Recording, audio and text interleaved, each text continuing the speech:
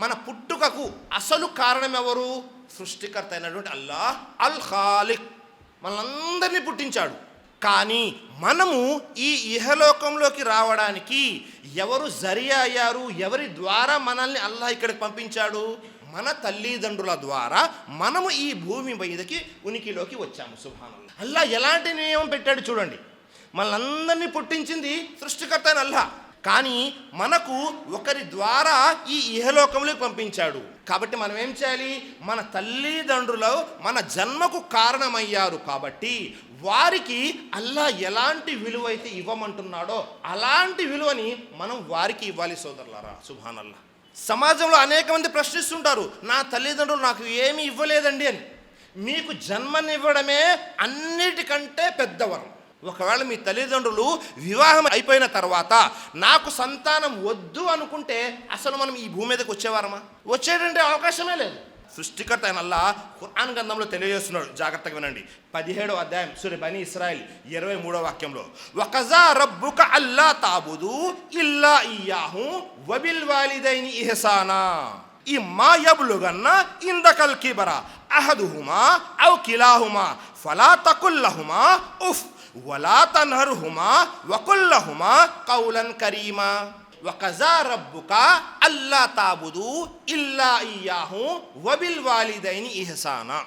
మొట్టమొదటిగా ఏమిటి అంటే మీ ప్రభువు ఇలా ఆజ్ఞాపిస్తున్నాడు, మనము సృష్టికర్త అయిన అల్లాహ్ను మాత్రమే ఆరాధించాలి, ఇంకెవ్వరిని ఆరాధించకూడదు. ఇది మొట్టమొదటి విషయం.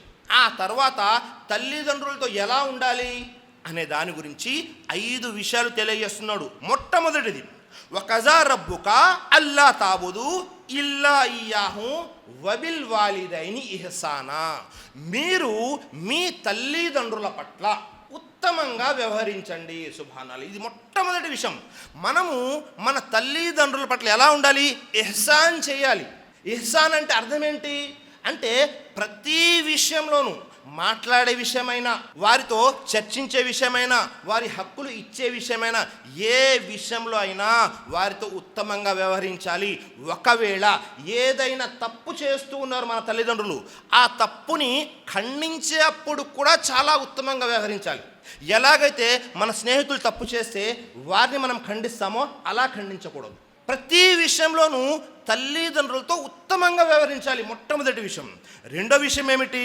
ఇమ్మా యబులుగన్న ఇందకల్ కిబరా అహదుహుమా ఔ కిలాహుమా ఫలా తకుల్లహుమా ఉఫ్ వలా తన్హర్హుమా. వారిలో మీ సమక్షంలో ఒకరు కానీ ఇద్దరు కానీ ముసలి వాళ్ళై ఉంటే వారి ముందు కసురుకుంటూ చీ ఉఫ్ అని కూడా అనకూడదు. సుబ్హానల్లాహ్. పూర్తి ప్రపంచంలో సృష్టికర్త అల్లాహ్ ఇస్లాంలో ఖురాన్ గ్రంథంలో ఏదైతే తల్లిదండ్రుల గురించి చెప్పాడో ఇక ఏ ధర్మంలోనూ ఇంత సవివరంగా చెప్పబడలేదు సోదరులారా. ఒక్కసారి గుండెల మీద చేసుకుని పరిశీలన చేయండి. మనము మన తల్లిదండ్రులతో ఎలా మాట్లాడుతున్నాము? అల్లాహ్ కనీసము ఉఫ్ అని కూడా అనొద్దు అంటున్నాడు. మరి మనము ముసలి వాళ్ళైన తల్లిదండ్రులతో ఏమంటాము? వారు బలహీనులు అయిపోయారు కాబట్టి మన మీద తిరిగి వారు ఏమి చేయలేరు కాబట్టి మనము మన నోటికొచ్చినట్లు వారిని తిడుతూ ఉంటాము. మీరు ముసలి వాళ్ళు అయిపోయారు, మీరు కామ్గా ఒక మూలాన కూర్చోండి, కుర్చీ చేసుకొని ఎక్కువ మాట్లాడవద్దు. ఏదైనా చెప్పడానికి వెళ్ళారనుకోండి, వెంటనే ఏమంటాము? మీరు అక్కడ కూర్చోండి. అవునా లేదా? మనము మన సొంత తల్లిదండ్రులతో ఎలా వ్యవహరిస్తున్నాం చూడండి. సృష్టికర్త అయిన అల్లాహ్ ఎలా వ్యవహరించమన్నాడు అది కూడా చూడండి. ఇది రెండో విషయం. కాబట్టి ఎప్పుడు కూడా తల్లిదండ్రులతో మాట్లాడేటప్పుడు జాగ్రత్తగా మాట్లాడాలి. ముసలి వాళ్ళైనప్పుడు ఉఫ్ అని కూడా అనకూడదు. మూడో విషయం ఏమిటి? వకుల్లహుమా కౌలన్ కరీమా. వారితో ఎంతో మర్యాదగా ఉండాలి.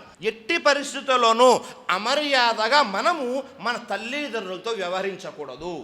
ప్రపంచంలో మీరు ఎవరితో ఎలా అయినా ఉండండి, అది వేరే విషయం. అందరికంటే ఎక్కువ సృష్టికర్త అయిన అల్లాహ్ తర్వాత మనము మర్యాద గౌరవం ఇవ్వవలసింది ఎవరికైనా ఉంది అంటే మనల్ని పుట్టించినటువంటి మన తల్లిదండ్రుల్ని. కాబట్టి మర్యాదగా ఉండాలి. మూడో విషయం. నాలుగో విషయం ఏమిటి అంటే అణకువ దయాభావము ఉట్టిపడాలి. మనం వారి ముందు నుంచున్నా కూర్చున్నా. సుబ్హానల్లాహ్. అల్లాహ్ అదే తెలియజేస్తున్నాడు. మనము వారి ముందు ఎప్పుడైతే నుంచున్నా కూర్చున్నా మన 2 భుజాలు వంచి మనము వారి ముందు అణకువ దయాభావం ఉట్టిపడేలాగా ఉండాలి. చాలామంది సమాజంలో ఉంటారు, తల్లిదండ్రుల ముందు గర్వం ప్రదర్శిస్తూ ఉంటారు. మీరు నాకు ఏమీ ఇవ్వలేదు, నేను సంపాదించింది ఈ ఆస్తి అని కొంతమంది. మీరు నాకు ఏమీ ఇవ్వలేదు, నేను వ్యాపారంలో కోట్లు సంపాదించాను, మీరు కామ్గా ఉండండి అని తల్లిదండ్రుల ముందు కూడా గర్వాన్ని ప్రదర్శించేవారు సమాజంలో లేకపోలేదు సోదరులారా. కాబట్టి మనం ఎప్పుడు కూడా ఎట్టి పరిస్థితుల్లో కూడా తల్లిదండ్రుల ముందు గర్వాన్ని ప్రదర్శించకూడదు. 4వ విషయం. ఆ తర్వాత 5వ విషయం, మన తల్లిదండ్రుల గురించి ప్రార్థన దువా చేస్తుండాలి. అల్లాహ్ తాలా తెలియజేస్తున్నాడు, వకుర్ రబ్బిర్హమ్హుమా కమా రబ్బయాని సగీరా. సుబ్హానల్లాహ్. మనం మన తల్లిదండ్రుల గురించి దువా చేస్తూ ఉండాలి. ఏమిటా దువా? అల్లా, నేను చిన్నగా ఉన్నప్పుడు, పసితనంలో ఉన్నప్పుడు నా తల్లిదండ్రులు నన్ను ఎలాగైతే చూశారో, నన్ను ఎలాగైతే కరుణించారో, నీవు కూడా వారిపై అలాగే కరుణ చూపు అల్లా అని దువా చేస్తూ ఉండాలి. సుబ్హానల్లాహ్. మన చిన్నప్పుడు మనం ఆహారం తినలేము, మన తల్లిదండ్రులు తినిపించారు. మనం స్నానం చేయలేము, మన తల్లిదండ్రులు స్నానం చేయించారు. మనం బట్టలు తొడగలేము, మనకు బట్టలు తొడిగించారు. మనం మాట్లాడడం రాదు, తల్లిదండ్రులు మాటలు నేర్పించారు. అలాగే ఎవరైతే వృద్ధులు అయిపోతారో వారు కూడా చిన్న పిల్లల్లాగానే వారి వ్యవహార శైలి ఉంటుంది. అడిగిన మాటే మళ్ళీ మళ్ళీ అడుగుతూ ఉంటారు, చెప్పిందే మళ్ళీ మళ్ళీ చెబుతూ ఉంటారు. మనకు విసుగు వస్తూ ఉంటుంది. మీకు చెప్పాను కదండి, మీకు వయసు పెరిగిపోయింది, చాదస్యం ఎక్కువైపోయింది, మీరు కామ్గా ఉండరా ఏంటి అని మనం వెంటనే కోప్పడిపోతూ ఉంటాము. చిన్నప్పుడు మనము అడిగిన విషయమే ఎన్నిసార్లు అడిగి ఉంటాము? ఒక్కొక్క విషయాన్ని 10 సార్లు, 20 సార్లు అడిగి ఉంటాము. కానీ మన తల్లిదండ్రులు ఎప్పుడు కూడా విసుక్కోకుండా మనకు అన్ని విషయాలు తెలియజేశారు సోదరులారా. ఇప్పుడు వాళ్ళ పరిస్థితి ఏమైపోయింది? వాళ్ళు వృద్ధాప్యంలోకి వెళ్ళిపోయి మనల్ని ఇలాగే అడుగుతూ ఉంటారు. చిన్నపిల్లల మనస్తత్వం ఎలా ఉంటుందో అలా ఉంటుంది వాళ్ళ మనస్తత్వం. కాబట్టి మనం వారి గురించి దువా చేస్తూ ఉండాలి. ఈ 5 విషయాలని సృష్టికర్త అల్లాహ్ ఖురాన్ గ్రంథం తెలియజేశాడు.